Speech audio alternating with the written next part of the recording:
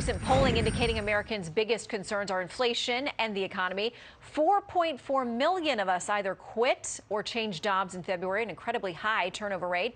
So let's bring in tonight's Bream team to help make some sense of it all. Democratic strategist Kevin Walling and Fox News contributor Jason Chaffetz, live and in person. It's great to see you both. This is nice to be in person, yeah. I know. Okay, so let's start there with this economy. I saw this headline today from the Washington Post, and I'm like, I can't figure this out. 4.4 million in the U.S. quit or changed their jobs in February. According to a new Gallup poll, though, concerns about costs are overriding positive news on unemployment. 75% majority say the economy is getting worse. That's up from 70% in February. So, Jason, a lot of movement in the job market. People are very worried about inflation, about their jobs, but they're very quickly turning over, flipping around, not afraid to be on the move. Well, real wages are down about 1.7%. The labor participation rate, which I think is a key indicator, there are still millions of people who were participating in the economy with a job pre-COVID that have not come back into the marketplace. And that's a scary number. I also think that the real estate number, we had such a rapid rise in the price of real estate.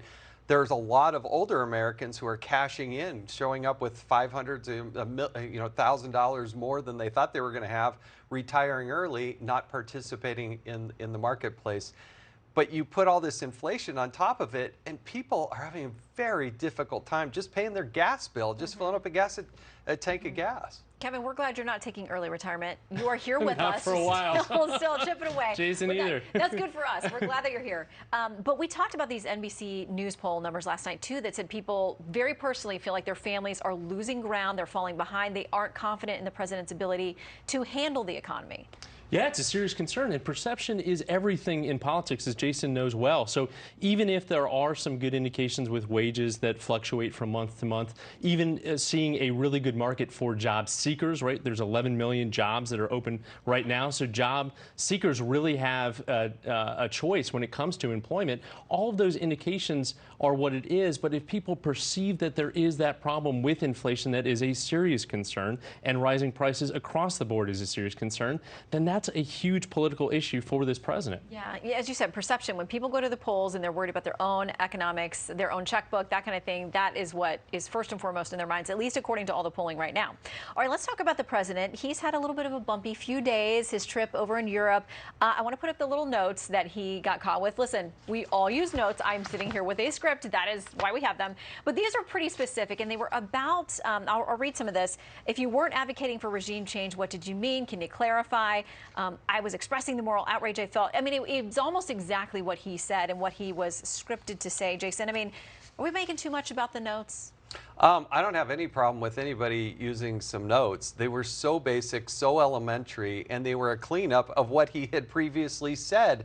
The concern is that this is a president who doesn't just have a gaffe once or twice over a long period of time. It's a pretty regular occurrence for this president, so much so that he has to have an answer typed out, and it's just embarrassing on critical issues of national security and world affairs that, we don't want to get in a war because the president says something stupid. Better to have notes than to make misstatements or flub something that could be misinterpreted. This is a Wall Street Journal op-ed by Gerald Baker says this: it's one thing to misidentify your vice president as the first lady, quite another to call for the ouster of an autocratic and bellicose leader of a nation with nuclear weapons.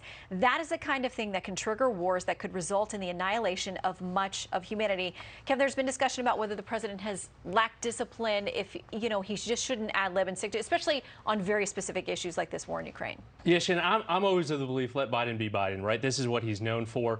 And I think he was speaking passionately in Saturday. He had held refugee children in his arms just hours before at the border with Ukraine in Poland. So he was speaking to that moral quality that he talked about. And I think every patriotic American, and I think we all agree, Vladimir Putin should not remain in power. Now, he did not say, let's go drag him out by his feet from the Kremlin. That is a different story. And you have Lindsey Graham that's openly calling for Vladimir Putin to be assassinated on Twitter.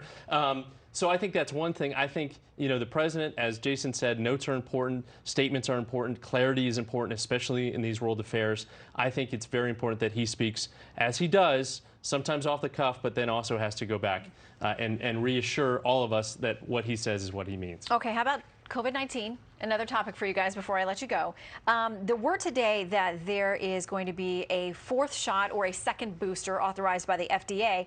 Dr. Marty McCary, our Fox News contributor here, who has been very vocal about get vaccinated, if that's right for you, get it done, not anti-vax. But he says this, is this following the science? The FDA will authorize fourth doses this week by bypassing the typical voting process of their external experts. FDA will then convene them after the authorization to, quote, discuss. It's like a judge issuing a verdict and then having lawyers make their arguments. Really like one sentence from each of you. Is this the best way to rebuild trust in institutions like the FDA? There is a lack of trust. This scares me. Dr. Nicole Saphier has said the same thing. It doesn't make us more trustful to go out and get yet a fourth shot.